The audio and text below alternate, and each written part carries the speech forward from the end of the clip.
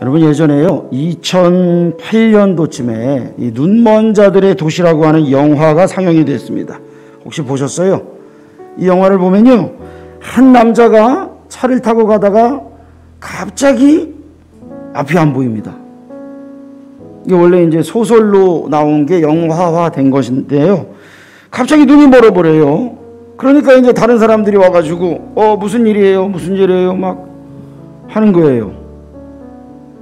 그러다가 한 친절한 사람이 집이 어디냐고, 내가 데려다 주겠다고.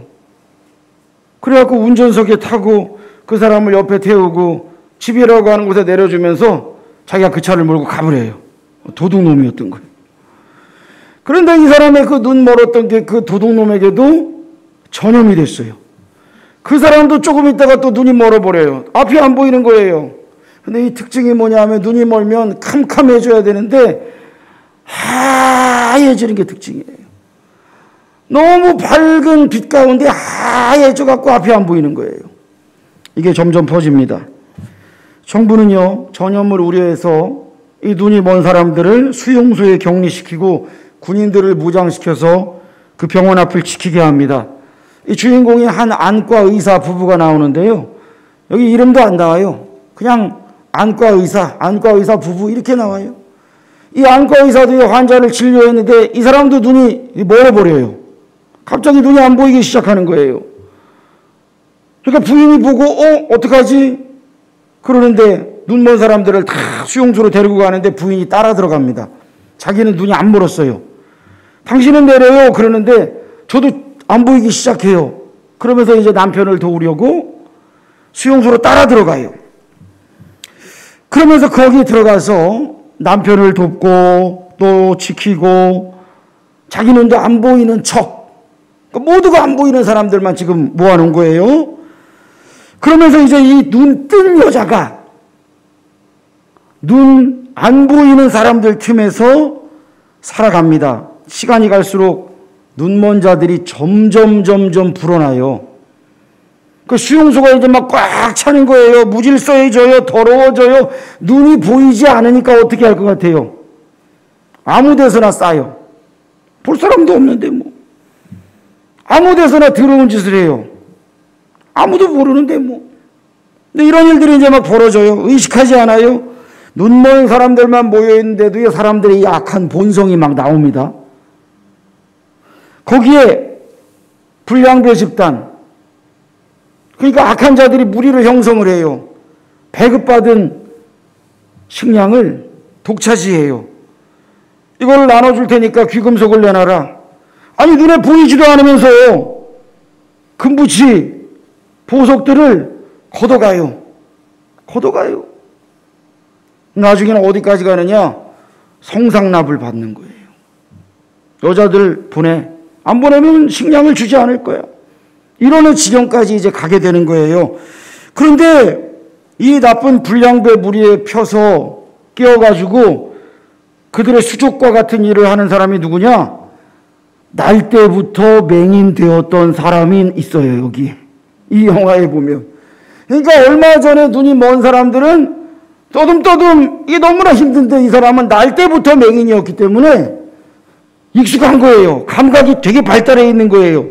그러니까 보석을 만져도 이게 진짜인지 가짜인지도 알아. 이게 돈이 얼마인지도 알아. 다 아는 거예요. 그런데 이 감각을 가지고 뭐를 하느냐? 나쁜 놈들 편에 서서 그들이 악을 행하는 데에 수족이 되고 있어요. 여러분, 이 악당들이요, 얼마나 악한 짓을 하는지 몰라요. 살인, 강간, 방화, 그냥 약탈, 이런 것들이 막 계속 그 사회에서 펼쳐지는 거예요. 아니, 다 눈 멀었으니까 그런 일이 없겠지 하지만 절대로 그렇지 않아요. 그 일들이 일어나고 있어요.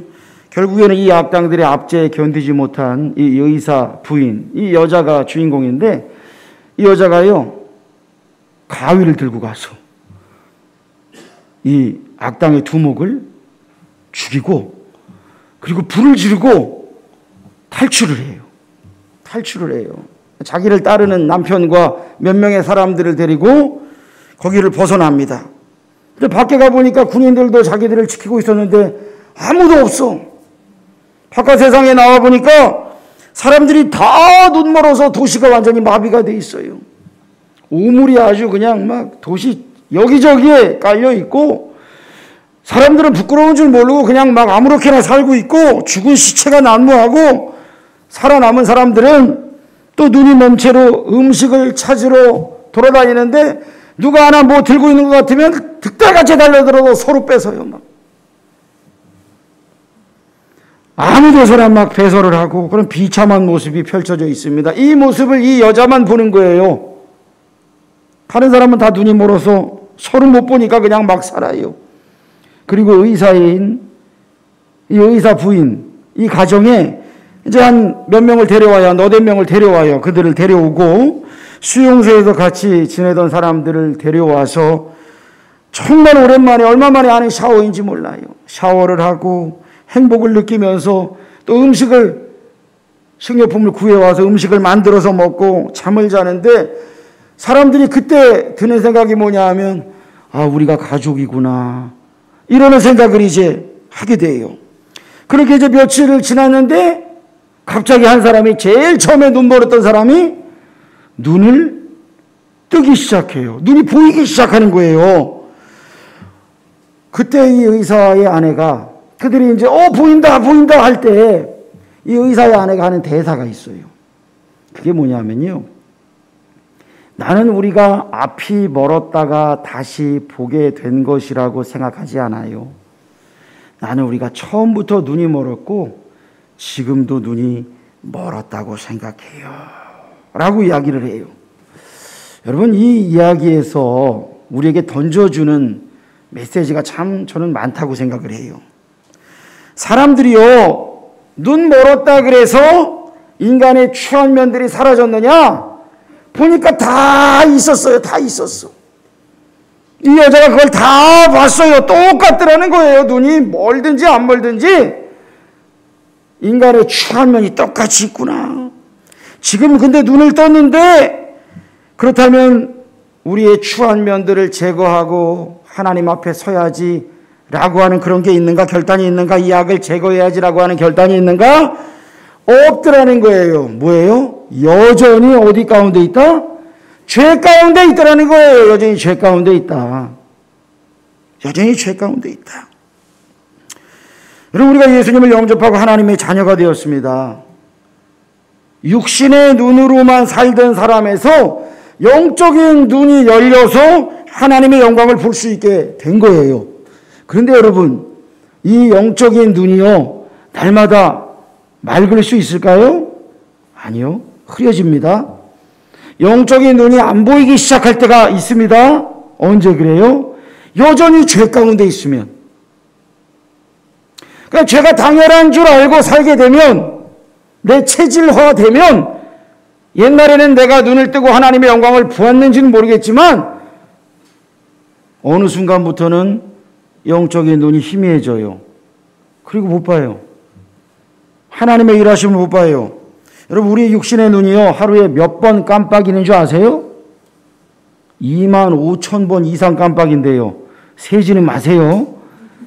25,000번 이상 깜빡인데요. 그러면서 눈물이 조금씩 나오는 거예요. 눈물을 줄줄 흘리는 거 아니고 눈물이 조금씩 나와서 우리의 눈의 건강을 유지시켜 주는 거예요. 안경도 여러분 끼고 있으면요, 하루에 몇 번 닦으세요? 저희 아들이 안경을 잘 안 닦아요. 제가 종종 닦아줘요. 도대체 며칠을 안 닦았냐 그러면 몰라. 언제 닦았는지를 몰라. 제 일과 중에 하나야 이게. 뭐 자기가 이제 좀 있으면 하겠지. 우리의 영적인 눈 또한 잘 닦아주지 않으면 안 됩니다. 우리의 영적인 눈을 닦아줘야 돼요. 그런데 우리의 영안을 흐리게 하는 것이 무엇이에요? 오늘 성경을 보니까요, 율법주의와 교만함이 우리의 영안을 흐리게 하더라는 거예요. 율법주의와 교만함. 예수님께서요, 오늘 날 때부터 맹인된 사람 만났잖아요. 여러분, 이런 분을 보면 어떤 마음이 드세요? 어떤 마음이 드세요? 저 사람은 무슨 죄가 저렇게 많아서, 그런 생각이 혹시 드세요? 그게 오늘 예수님 제자들이 그랬다는 거예요. 아이고 예수님, 저 사람은 저렇게 된 게 저게 엄마 뱃속에서 자기가 죄가 많아서일까요? 부모가 죄가 많아서일까요? 사람들이 이렇게 생각하는 거예요. 아유, 저 사람은 무슨 죄가 있어서. 여러분, 우리가요, 아담과 하와의 범죄함으로 인해 이 세상에 고통이 들어왔습니다. 그게 고통의 역사, 죄의 역사의 시작이에요. 그런데 우리가 겪는 모든 어려움들이, 고난이 다 죄 때문에 생겨요? 아니에요. 그거 아니에요. 그렇게 하면은 욥의 친구들이 되는 거예요. 와가지고 네가 잘못한 게 있으니까 하나님이 치시지, 이유 없이 너를 하나님이 치시겠냐? 회개해라. 무조건 그러는 거예요. 그거 아니에요. 우리가 그런 분을 보게 되면 눈이 안 보여서 얼마나 불편할까? 내가 도울 수 있는 게 없을까? 그 일의 마음을 품어야 돼요. 그런데 또 함부로 또 돕는다 그러면요, 또 지팡이로 맞을 수도 있어요. 저는 맞아도 봤어요. 손대지 마 그러더라고. 집사님이 자기가 알아서 간다고. 예수님의 제자들이 하는 말이 그거예요. 이 사람 왜 이렇게 된 거예요? 라고 한 거예요. 여러분, 사람들이 그러는 거예요. 어떤 사람이 다치거나 병에 걸리면 뭐라 그래요? 아유, 저 사람 저거 기도 안 해서 그래. 저 사람 저거 믿음이 없어서 그래. 저는 이렇게 말하는 사람 많이 봤어요. 그럴 수도 있어요. 정말 하나님께서 그럴 수도 있지만 다 그런 거 아니잖아요. 그러니까 우리가 무조건 그냥 나의 율법의 잣대로, 무조건 나의 영적인 교만함을 가지고 그 사람을 판단하거나 그 사람을 비난하거나 하는 것을 오늘 예수님은 깨뜨려 버리시는 거예요. 이 세상에 고통과 불행, 죄 때문에 왔지만 모든 것이 인과응보냐? 그게 아니다 말씀하셔요. 오늘 또 바리새인들은 예수님께서 이 맹인을 치료해 주시니까 뭐라고 말하느냐?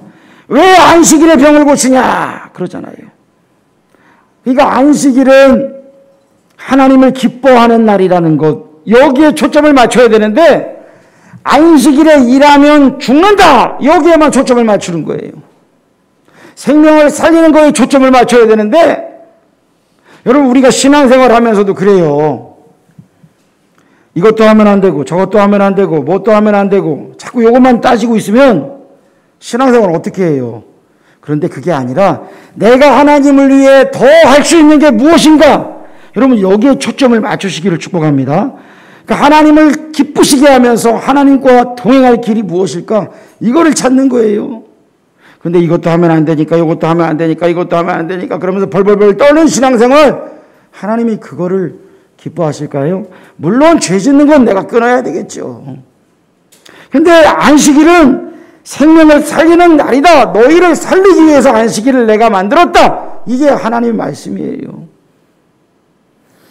여러분, 예수님이 그들의 물음에 대답하신 게 뭐예요?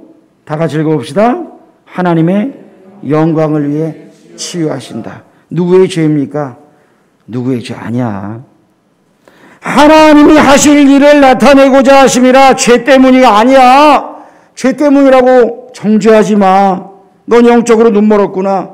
율법주의의 잣대로 왜 안식일에 일하냐고 하지 마. 너 영적으로 눈먼 사람이구나. 예수님이요, 하나님의 영광을 위해 눈멀게 태어났다 그러시는 거예요. 에이? 그러잖아요, 우리. 아니, 왜 하나님, 나는 눈 뜨게 태어나고 저 사람은 눈 못 뜬 채로 태어났어요? 불공평합니다. 우리 그러잖아요. 그렇죠? 불공평하죠. 인생이 공평해요? 인생은 불공평합니다. 여러분, 출발선이 같아요? 저랑 이재용이랑 출발선이 같아요? 다르잖아요. 다르죠? 여러분, 다른 사람 부잣집이랑 비교해 보세요. 다르잖아요. 그런데 중요한 건 뭐예요? 왜 송명희 시인이 공평하신 하나님이, 아니 송명희 시인은 이 무슨 병이에요 이거? 뇌성마비로 손발이 뒤틀어져 있고 입으로 글씨를 쓰는 사람인데, 나 가진 재물 없으나, 나 남이 가진 지식 없으나, 다 없는데 공평하신 하나님이 나 남이 없는 거 갖게 하셨네. 그게 뭐예요? 그게 예수의 이름인 거예요. 그래서 세상적으로는 우리가 불공평합니다라고 이야기할 수 있어요. 그럴 게 많아요. 그런데 예수님의 이름 앞에서는 공평한 거예요. 예수의 이름, 하나님의 나라 앞에서는 공평한 거예요. 모든 사람이 하나님의 영광을 보면 하나님 치유하시는 거예요. 할렐루야. 예수님이 뭐라고 그러셨어요? 하나님 뭐라고 그러셨어요? 주는 토기장이고 나는 진흙이에요. 그래서 어떤 사람은 밥그릇, 어떤 사람은 요강, 어떤 사람은 컵, 어떤 사람은 도자기. 이거 주님 마음이래요. 왜 나를 이렇게 만들었냐고 따지지 말고 주님이 빚으신 대로 쓰임 받으면 하나님께서 기뻐하시는 거예요. 이 사람이요, 하나님의 영광을 위해 날 때부터 맹인된 사람이다 라고 했어요. 사람들은 뭐라 그래요? 그걸 몰랐잖아요. 거지라고, 불결하다고, 쟤는 죄가 많은 인간이라고, 재수 없다 그런 거 아니에요. 그런데 만약에 사람들이 하나님의 영광을 위해서 저 사람을 저렇게 창조하셨대 라고 하는 걸 알았다면 그 사람은 어떻게 되었을까요? 야, 나도 너 때문에, 너 덕에 나도 좀 복 좀 받자, 그러지 않았겠어요? 너 덕에 나도 복 좀 받자, 하나님 복 좀 받자, 그러지 않았겠어요? 그러니까 여러분, 우리가 다른 사람을 바라볼 때 어떻게 바라봐야 돼요? 하나님이 이 사람을 통해 어떤 일을 행하실지를 바라보시기를 축원합니다. 하나님이 나를 통해 무슨 일을 하실지를, 하나님이 어떻게 영광 받으실지를 믿음으로 바라보며 사시기를 축복합니다. 그게 우리의 영적인 눈인 거예요. 영화 눈먼 자들의 도시에서요, 사람들의 눈이 멀 때에 보통 눈이 멀면 캄캄하잖아요. 그런데 이게 그 시각이에요. 그 영화의 장면을 제가 캡처한 거예요. 누가 좀 도와줘요 그러는데 눈앞이 하얗고 밝기만 한 거예요. 근데 앞이 안 보여. 저는 이 장면을 보면서요, 이렇게 신앙적인 해석이 나오더라고요. 죄 많은 인간이 거룩하신 하나님 앞에 회개하지 않고 서게 되면 거룩하신 하나님의 영광에 눈이 멀어버리겠구나. 눈이 멀어버리겠구나. 너무나 밝고도 환한 빛에 눈이 멀어서 하나님을 보고 있으나 보지 못하고 맹인된 자로 서 있겠구나 라는 그런 생각을 해보게 됐어요. 얼마 전에 TV를 잠깐 봤는데 보다 보니까 무엇이든 물어보살이라고 하는 프로그램이 있더라고요. 서장훈이랑 이수근이 나와가지고 보살이래 자기들이. 그러니까 뭐 전보는 뭐 그런 것 같아요. 그러면서 사람들에게 점괘를 내주더라고요. 제가 처음에 봤더니 은근히 상담을 잘하네? 저는 그렇게 봤어요. 그런데 어느 날 한 번은 한 청년이 찾아왔는데 방탕한 생활을 했대요. 자기 말로 그렇게 말하니까 아주 방탕하게 살다가 교회에 가서 그분을 만났대. 그러니까 예수님을 인격적으로 모신 것 같아. 예수님을 만난 거예요. 3년째 모든 욕망을 끊고, 자기 입으로 그러더라고. 그 욕망이라는 게 뭔지는 알 것 같아요. 방탕하게 살다가 모든 욕망을 끊고 살려고 하니까 너무 괴롭다. 그러면서 지금 보살들이라고 하는 자들 앞에 와가지고 상담을 하는 거예요. 나는 어떻게 해야 되냐. 아니, 그분을 만났다 그러면서 왜 여기 와가지고 그 얘기를 하고 있어. 예수님을 만나서 하나님의 자녀가 되었으면 성령 안에서 살아가고, 내가 넘어졌더라도 다시 성령님 붙들고 일어나 믿음 생활 하는 거를 깨달아야 하는데, 여기 와서 그 소리를 하고 있어요. 그래서 제가 기가 막히더라고. 이 사람 뭐야? 근데 또 뭐 자기가 십자가를 만든다 그러면서 선물을 드리겠다는 거야. 전도를 하려고 그러니까 이수근이가 지금 전도하는 거냐고. 나는 뼛속부터 불자라고. 그 이수근이 엄마가 무당이잖아요. 나는 뼛속까지 불자라고. 그러면서 막 좀 화를 내더라고. 여러분, 나의 영적인 문제를 가지고 누구를 찾아가요? 무당을 찾아가가지고 십자가를 왜 만들어줘 거기다가 그 전도하는 거예요? 이게 뭐 하는 거예요? 지금 영적으로 무릎 꿇고 가가지고 뭐 부적 주는 거예요? 뭐예요 이게? 십자가는 부적 아니에요. 한심하더라고요. 제가 그거 보면서. 저 사람 하나님을 향하여 눈을 떴다 그러지만 점점 그 눈이 희미해져 가는구나. 저 때에 성령을 붙들고 성령님 불로 역사하여 주옵소서 해야 돼요. 찾아오는 욕망들이 왜 없겠어요? 괴롭고 힘들 수 있죠. 성령님 붙들고 이기고 또 결혼할 수도 있는 거고 여러 가지 상황이 많을 텐데 하필이면 왜 거길 찾아와서 그런 소리를 하고 있나 싶더라고요. 제가 눈이 멀었음에도 다 보인다고 큰 소리를 뻥뻥 치는 사람들이 많아요. 여러분, 예수님은요 우리의 과거에 주목하시지 않고요 우리의 미래를 보십니다. 할렐루야. 여러분, 이거예요. 예수님은 하나님의 영광을 위해 창조하셨고 치료하신다. 오늘 그거 선포하시잖아요.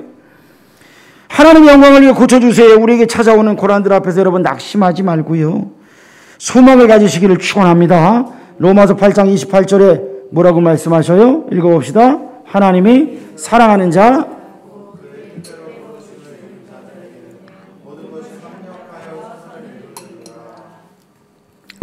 하나님이 사랑하신대요. 하나님의 뜻대로 부르심을 입은 자들은 합력하여 뭐예요? 모든 것이 합력하여 그동안 나에게 있었던 일들이 있죠. 좋은 일도 있고 나쁜 일도 있고 없었으면 하는 일도 있고 참 내 인생에 여러 가지 일들이 많아요.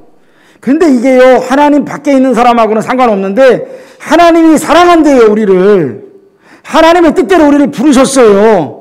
그렇다면 그 모든 일들을 하나님께서 버무리신대요. 여러분, 비빔밥 아시죠? 오늘 점심은 비빔밥을 여러분 나눠드릴 거예요. 사모님이 잘 준비하셨어요. 호박을 썰더라고요. 당근을 썰더라고요. 또 계란도 하는 건지 모르겠어요. 하여튼 여러 가지 많이 하시더라고. 그게 섞여요. 그럼 어떻게 돼요? 맛이 잘 섞여서 맛있는 비빔밥이 돼요. 여러분, 이게요 합력하여 선을 이룬다는 게 뭐예요? 그게 섞인다는 거예요. 다 섞여서 작품이 나오네. 선이 뭐예요? 하나님께서 가장 기뻐하시는 모습으로 하나님이 보시기에 좋았더라라고 하는 그 모습으로 하나님이 붙드시니까 여러분 변화됨을 믿으시길 축원합니다. 이게 여러분 우리의 고백이 되어야 돼요. 하나님의 영광을 위해 치유하신다 이거예요. 세계적인 오케스트라 지휘자 토스카닌이라고 하는 사람이 있었어요. 이 사람은 선천적으로 눈이 나빴대요. 이 사람이 첼리스트였는데요. 눈이 나쁘니까 악보를 늘 달달 외웠대요. 그런데 자기 악보만 외운 게 아니라 다른 사람 악보까지 다 외웠대요. 그러던 어느 날 공연이 예정되어 있는데 폭우가 내려가지고 지휘자가 못 오게 됐어요. 지휘자가 못 오고 사람들은 들어와 있고 그러니까 누군가가 지휘를 해야 되는데 적임자가 누구냐? 악보를 다 외우는 사람. 토스카닌이. 이 사람이 지휘를 했는데 너무나도 완벽한 지휘에 그의 지휘 인생이 새롭게 펼쳐져요. 엄청난 영향력을 남기고 갔어요. 우리 사랑하는 성도 여러분, 하나님의 영광을 사모하며 바라보십니까? 내가 살아갈 때에 매일 바라보는 것들 있잖아요. 매일 보면서 지나가는 것들 있잖아요. 똑같은 것들 보고 살잖아요. 근데 그 속에서 하나님의 영광을 바라볼 것이냐? 제가 어제 꿈을 꿨어요. 꿈을 꿨는데 우리 교회 아닌데 어떤 교회에 십자탑이 있었는데 십자가탑에 뭐 그물 같은 게 이렇게 드리워지더라고요. 그런데 그게 누가 이거를 땡겨가지고 십자가탑이 떨어졌어요. 십자가탑이 떨어진 거예요. 제가 그걸 보고 깜짝 놀랐어요. 그런데 이제 뭐 정부인지 어디서인지 모르겠는데 자꾸 십자가탑이 떨어지니까 교회 십자가탑 다 내려라 그러는 거예요. 그래서 제가 우리 교회로 막 뛰어왔어요. 뛰어왔는데 보니까 다른 교회 십자가탑은 다 내렸는데 우리 교회 십자가탑은 멀쩡한 거야. 그래서 제가 꿈에서 다행이다. 우리 교회 십자가탑은 안 건드리겠구나. 그러고 있는데 마음속으로 또 무슨 생각이 확 드냐 하면, 이게 저 교회가 내려지고 저쪽 교회가 내려졌다 그래서 우리 교회에 안 오리라는 법은 없겠네? 내가 깨어있지 않으면 저런 일이 나에게도 생길 수 있겠니? 라는 그 생각이 확 들더라고요. 제가 깼어요. 여러분, 지금 교회들이 세상으로부터 막 돌팔매질을 당하고 비난을 당해요. 무슨 코로나 주범인 것 마냥. 물론 방역에 소홀한 부분도 있었어요. 그런데 그것 때문에 교회 예배 못 드린다. 근데 발표가 나왔는데 교회 예배를 통해서 나오지 않았대. 끝나고 나서 식사하다가 차 마시고 어디 가서 뭐 놀러 갔다가 거기서 퍼졌는데 그게 다 교회발이 됐다고 발표가 나왔어요. 거의 교회발은 없다. 그런데도 뉴스는 계속 교회발이라 그래. 그때 사람들이 돌을 던지는데 이게 그거구나. 세상 사람들로부터 손가락질 당하고 조롱당하는 것. 우리 교회만 아니면 되지. 이 마음이 아니라 한국 교회의 아픔이 나의 아픔이고 우리의 아픔이 돼야 되겠구나. 이게 우리의 기도의 제목이 돼야 되겠구나. 제가 그 생각이 확 들더라고요. 우리 교회는 아니면 괜찮지가 아니라 여러분, 이게 영적인 눈이 열리는 거라고 생각을 해요. 매일매일 보는 그것만 보는 것이 아니라 하나님의 눈으로 이 땅을 바라보며 하나님의 눈으로 나의 삶을 바라보고 하나님의 역사하심을 기대하고 쓰임받는 저와 여러분 되시기를 축원합니다. 두 번째는요, 하나님은요 낮아지며 순종하는 자를 치유하세요. 예수님께서 오늘 이 날 때부터 맹인된 자를 어떻게 치료하셨다고요? 특이한 방법으로 치료하셨죠. 어떻게 하셨대요? 내가 세상의 빛이다 그러시면서 앉으셔서, 여러분 흙을 짚으려면 어떻게 해야 돼요? 앉아야 되죠. 예수님이 그 사람 앞에서 앉으셨어요. 무릎 꿇으셨어요. 땅에 있는 흙을 진흙을 이겼대요. 진흙을 이겨서 뭘 뱉었어요? 침을 뱉었대요. 그리고선 그 눈에다가 바르셨다 그래요. 여러분, 누가 우리 얼굴에다가 침을 뱉으면 기분 나쁘겠죠. 근데 이 당시 사람들은 침에 치료 효과가 있다고 믿었어요. 그러니까 예수님도요 그 당시 사람들의 기준에 맞춰주신 거예요. 침에는 별 능력이 없어요. 근데 여러분 생각해 보세요. 사랑하면 침 더러워요? 그럼 뽀뽀해봤죠? 뽀뽀하면 침 묻어요, 안 묻어요? 묻어요. 제가 옛날에는요, 우리 서연이한테 이렇게 뽀뽀하면요, 그냥 있었는데 요즘은 닦더라고. 이렇게. 침 묻었다고. 닦아. 그럼 사랑하면 근데 그거 안 닦아요. 그쵸? 안 닦아요. 예수님이요, 이 사람을 위해서 무릎 꿇으시고, 진흙을 이기시고, 침을 뱉어가지고, 이 모든 걸 할 때, 여러분, 하나님께서 흙으로 사람을 빚으사 그 코에 생기를 불어넣으셨다. 예수님이 진흙을 이겨서 쪼물락쪼물락 하시고, 침을 뱉으시고, 그의 눈에 발라주셨다. 어때요? 비슷한가요? 하나님께서 후 하고 생기를 불어넣으실 때에 예수님께서 침을 뱉으신 것 비슷하잖아요. 생명을 살리시고 만드신 하나님의 모습이 예수님을 통해서도 나타나시는 거예요. 그때 이 사람이 뭘 느꼈겠어요? 이분이 나를 위해서 일하시는구나. 수고하시는구나. 나를 치료하시려고 하시는구나. 이거를 모든 감각을 통해 느낀 거예요. 제가 어렸을 적에요, 할머니가 저를 키워주셨어요. 제가 아주 어릴 적에 할머니가 딱딱한 음식을 부드럽게 해주시려고 입안에 넣고 씹다가 숟가락으로 이렇게 해가지고 제 입에다 넣어주셨나 봐요. 여러분, 보통 할머니도 그렇게 하시잖아요. 엄마들은 질색을 하지만 하셨던 것 같아요. 근데 제가 5학년 때 할머니한테 이제 놀러 갔는데 할머니가 그때 저한테 이렇게 밥이랑 국을 뜨시더니 입에 넣고서 저한테 주시는 거예요. 먹으라고. 들어! 안 먹어! 제가 그랬죠. 할머니가 하는 말이, 에? 전에는 잘 먹었는데 그러더라고. 전에 잘 먹었다고. 저는 그때 위생에 있어서는 눈을 뜬 자였어요. 그런데 할머니의 사랑에는 눈을 감은 자. 여러분, 예수님이요, 맹인의 눈에 침을 뱉으실 때에 맹인이 전혀 기분 나빠하거나 더럽게 느끼지 않았어요. 성경에 그런 거 없어요. 그렇죠? 기분 나빠하지 않았어요. 왜? 당시 사람들은 치매 치료 효과가 있다고 믿었기 때문에, 또 이 훌륭한 분이 누군지 잘 모르는데 예수라고 하는 분 잘 몰라 지금 아직. 그런데 이분이 나를 위해서 이런 수고를 다 하시네? 예수님이 이분이 나를 사랑하는구나, 이걸 느꼈어요. 그래서 실로암 못에 가서 씻으라 라고 할 때 가서 순종했어요. 씻었어요. 씻었는데 밝은 눈이 되어 돌아왔다. 눈이 열린 거예요. 할렐루야. 눈이 열렸어요. 사람들이 깜짝 놀랐어요. 우리가 알던 그 맹인 거지가 맞느냐? 그랬더니 이 사람이 내가 그래요. 왜요? 눈만 뜬 게 아니에요. 이 사람 얼굴이 달라진 거예요. 이 사람 속사람이 바뀐 거예요. 예전의 모습이 완전히 사라져버린 거예요. 사람들이 다 놀란 거예요. 여러분, 예수님 만난 사람은 이거예요. 그의 속에 예수님께서 빛으로 찾아가 주시고 능력으로 함께 하시니까 얼굴빛이 달라지네. 완전히 삶의 모습이 달라지네.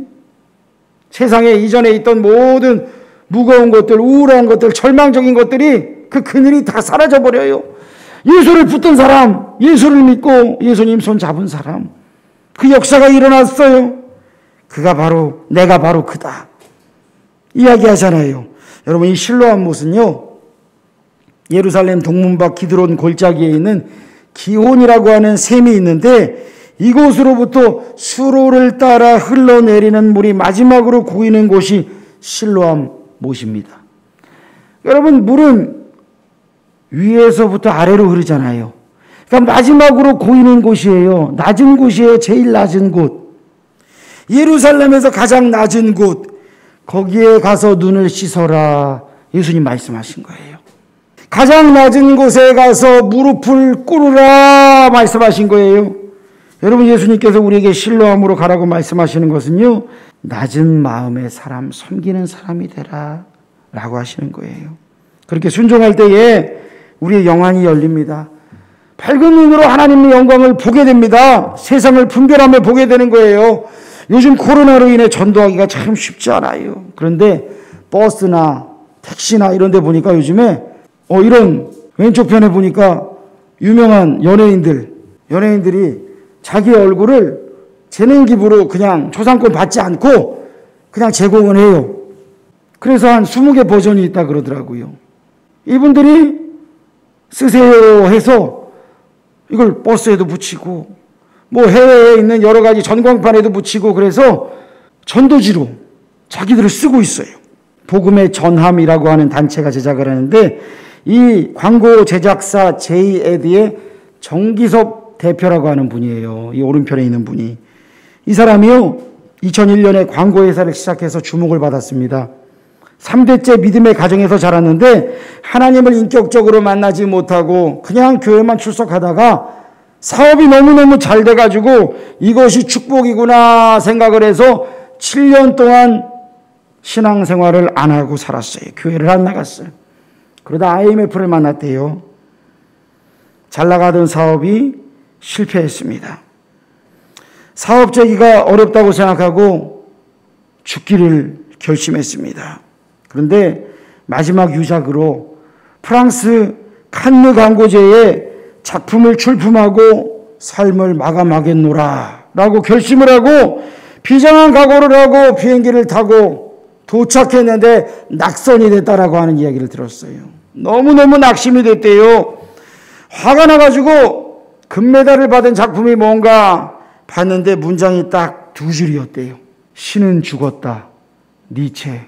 니체는 죽었다. 하나님. 그게 이렇게 문구가 딱 그 두 개 있더라는 거예요. 이 사람이요, 출품한 게 해모였대요. 해모. 이 사람은 해모를 가지고 이제 광고를 만들었는데 그 해모로 자기의 머리를 한데 맞는 느낌이었대요. 그곳에서 살아계신 하나님을 만났다 그래요. 하나님 앞에 회개하고 나아가니까 다시 일으켜 세우시리라는 그 믿음을 주셨어요. 다시 일어날 소망이 생겼어요. 수천 마디 말이 아니라 단 2마디 말에 일어날 힘이 생겼대요. 그렇구나. 하나님 앞이구나. 이걸 깨달았어요. 그 후에 그는 날마다 기도하며 하나님과 인격적으로 교제하고 사업장을 열고 기도의 응답을 받기 시작합니다.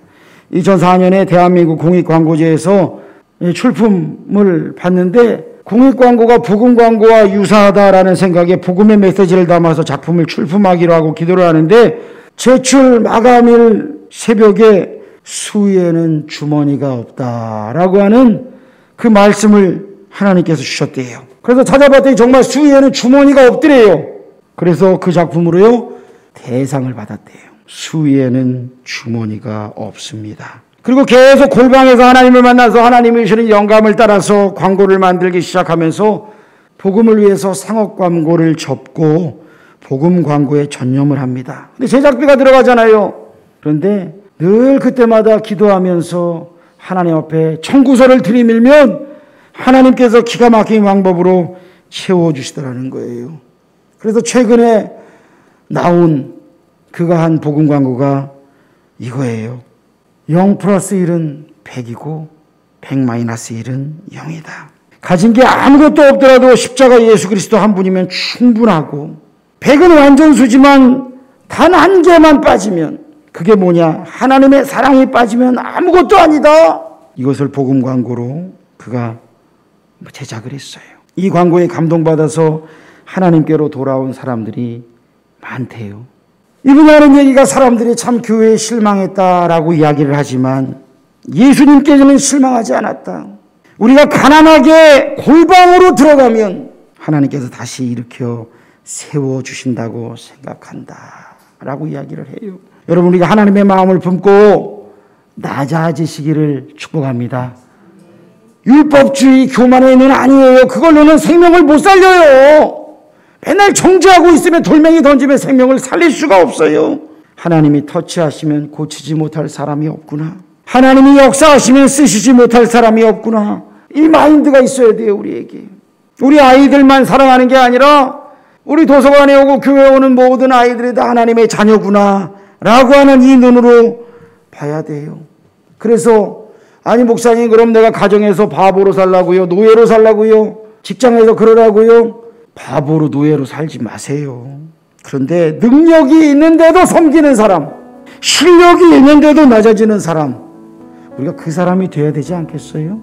하나님이 인정하시고 사람들이 보기에 아하, 그렇구나, 저 사람은 예수 믿는 사람이 맞구나, 이 사람이 바로 눈이 열린 사람이에요. 예수님의 사랑을 느끼고 경험했기에 이 맹인은 실로암에 가서 낮아지며 무릎 꿇고 섬길 수가 있었습니다. 오늘 예수님은요, 요한복음 9장 39절 41절에서 이렇게 말씀하십니다. 한번 우리 같이 읽어봅시다. 예수께서 이르시되 내가 심판하러 이 세상에 왔으나 보지 못하는 자들은 보게 하고 바리새인 중에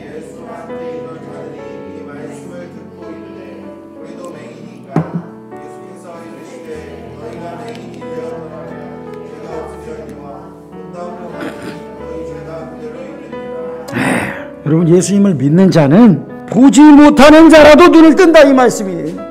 예수님을 믿을 때에. 그런데 예수님을 거부하는 자는 본다라고 이야기하지만 영원히 눈을 감게 된다 이 말씀이에요.